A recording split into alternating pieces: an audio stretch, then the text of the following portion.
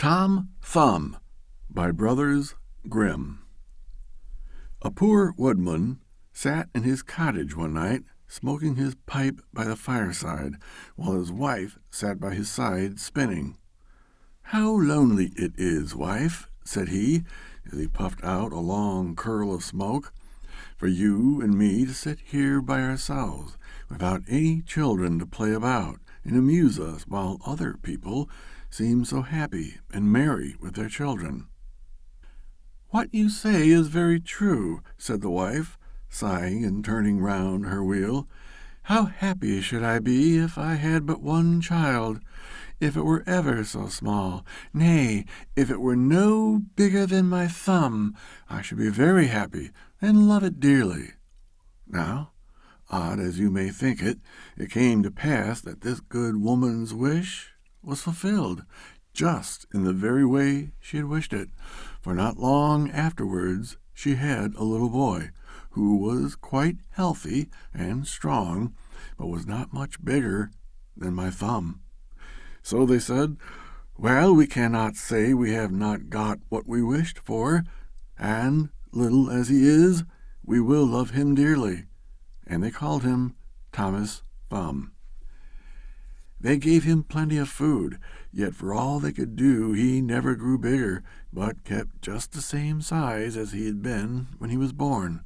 Still, his eyes were sharp and sparkling, and he soon showed himself to be a clever little fellow who always knew well what he was about.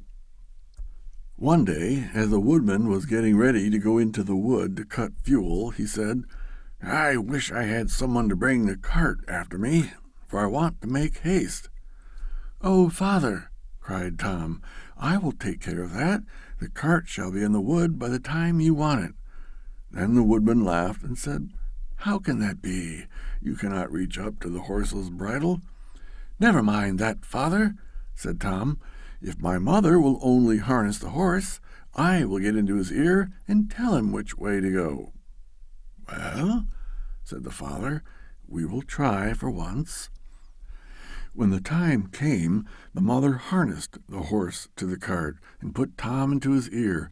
As he sat there, the little man told the beast how to go, crying out, "Go on," and "Stop," as he wanted, and thus the horse went on just as well as if the woodman had driven it himself into the wood.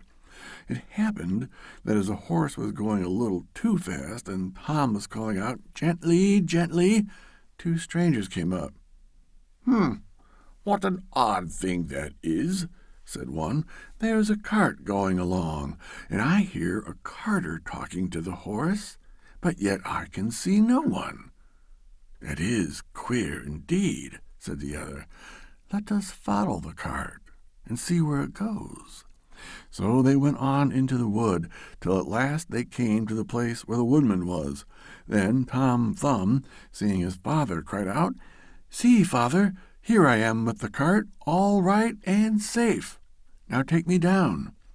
So his father took hold of the horse with one hand, and with the other took his son out of the horse's ear and put him down upon a straw, where he sat as merry as you please. The two strangers were all this time looking on, and did not know what to say for wonder. At last one took the other aside, and said, "That little urchin will make our fortune if we can get him, and carry him about from town to town as a show. We must buy him." So they went up to the woodman, and asked him what he would take for the little man. "He will be better off," said they, "with us than with you." "I won't sell him at all," said the father. "My own flesh and blood is dearer to me than all the silver and gold in the world." But Tom, hearing of the bargain they wanted to make, crept up his father's coat to his shoulder and whispered in his ear, "Take the money, father, and let them have me.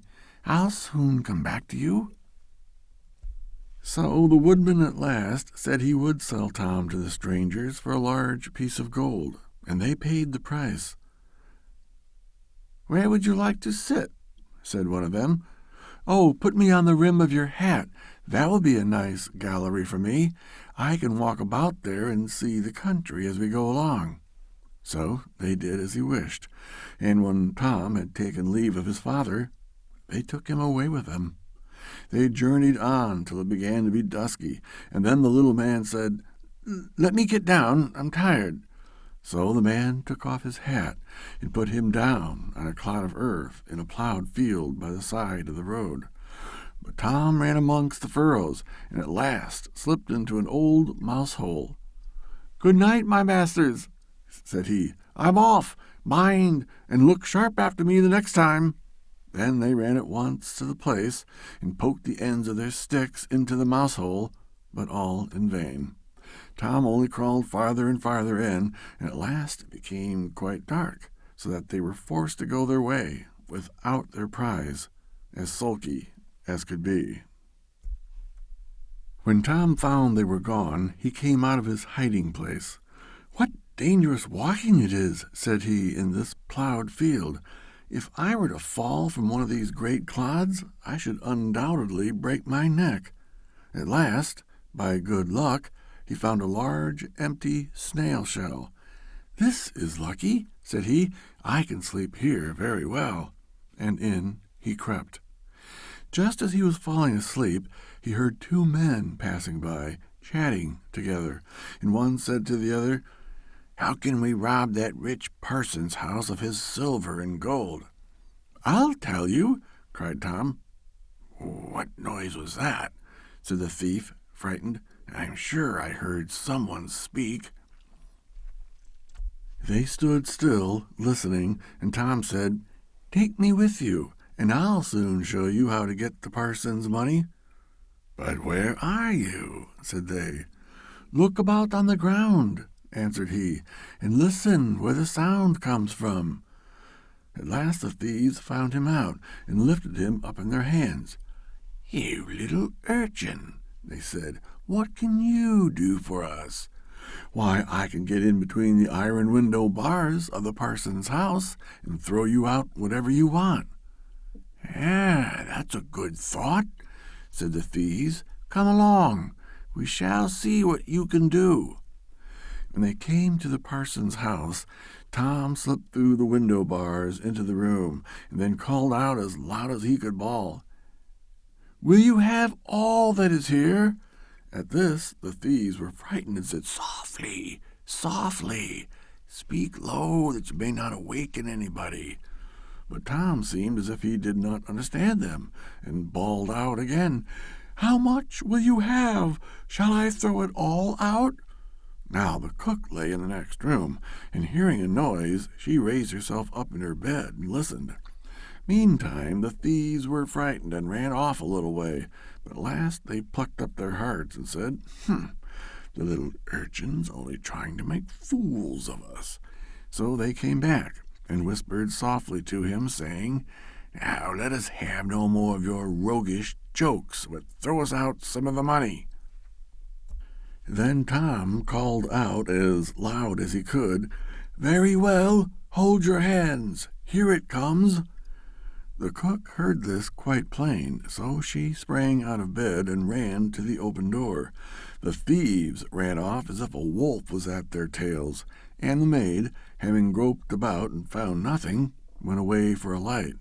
By the time she came back, Tom had slipped off into the barn, and when she had looked about and searched every hole and corner and found nobody, she went to bed, thinking she must have been dreaming with her eyes open. The little man crawled about in the hayloft, and at last found a snug place to finish his night's rest in. So he laid himself down, meaning to sleep till daylight, and then find his way home to his father and mother. But alas, how woefully he was undone! What crosses and sorrows happen to us all in this world! The cook got up early, before daybreak, to feed the cows, and, going straight to the hayloft, carried away a large bundle of hay, with the little man in the middle of it, fast asleep. He still, however, slept on, and did not awake until he found himself in the mouth of the cow. For the cook had put the hay into the cow's rick, and the cow had taken Tom up in a mouthful of it. "Good lack-a-day," said he. "How came I to be tumbled into the mill?" But he soon found out where he really was, and was forced to have all his wits about him, that he might not get between the cow's teeth, and so be crushed to death. At last down he went into her stomach. "It is rather dark," said he. "They forgot to build windows in this room to let the sun in. A candle would be no bad thing." Though he made the best of his bad luck, he did not like his quarters at all, and the worst of it was that more and more hay was always coming down, and the space left for him became smaller and smaller. At last he cried out as loud as he could, "Don't bring me any more hay! Don't bring me any more hay!"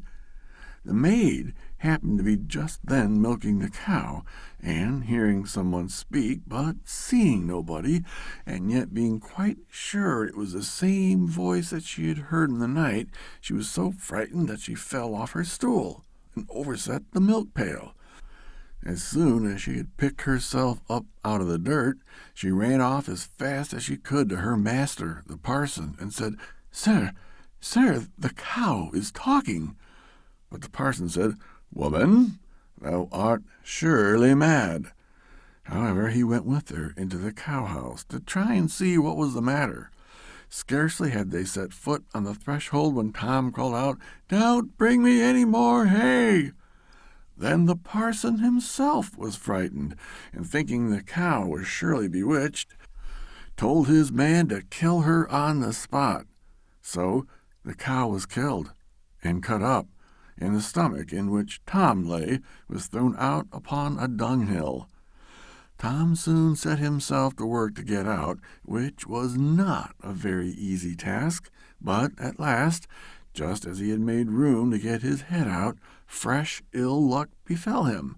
A hungry wolf sprang out and swallowed up the whole stomach, with Tom in it, at one gulp, and ran away.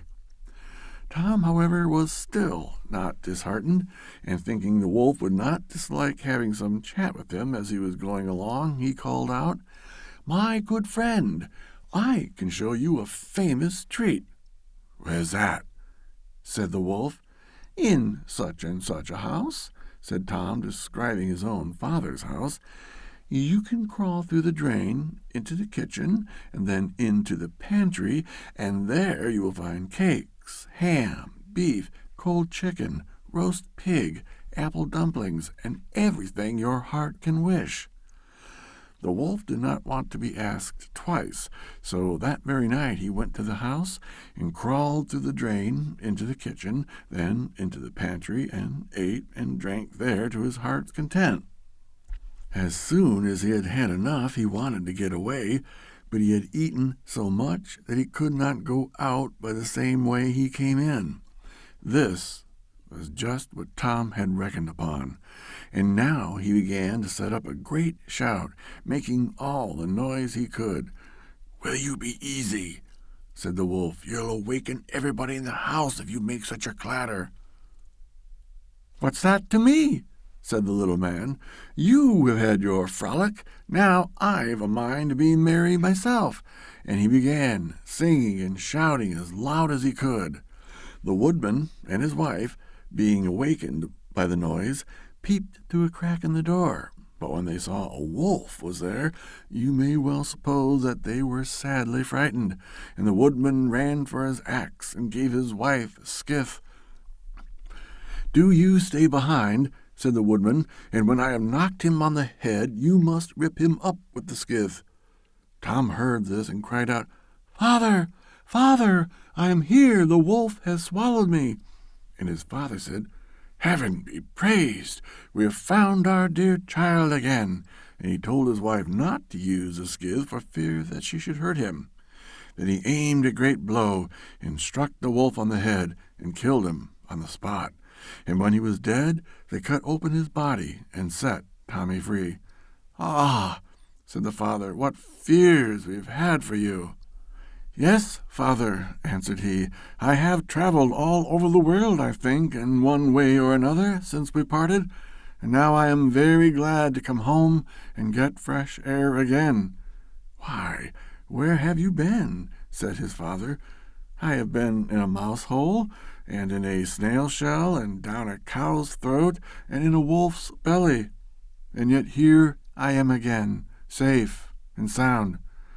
"Well," said they, "you are come back, and we will not sell you again for all the riches in the world." Then they hugged and kissed their dear little son, and gave him plenty to eat and drink, for he was very hungry. And then they fetched new clothes for him, for his old ones had been quite spoiled on his journey. So Master Thumb stayed at home with his father and mother in peace. For though he had been so great a traveler, and had done and seen so many fine things, and was fond enough of telling the whole story, he was always agreed that, after all, there's no place like home.